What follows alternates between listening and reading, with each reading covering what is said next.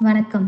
நேற்று 25/1/2026 ரதசப்தமி புண்ணிய காலத்தில் மதுரவாயல் ஸ்ரீ கிருஷ்ணா நகரில் உள்ள ஸ்ரீ கற்பக விநாயகர் ஆலயத்தில் லோக சேமத்தை முன்னிட்டு பக்தர்கள் புடைசூழ புதிதாக அகண்ட தீபம் ஏற்றி ஸ்ரீ கற்பக விநாயக பெருமானுக்கு மகா தீபாராதனை செய்யப்பட்டது. நன்றி.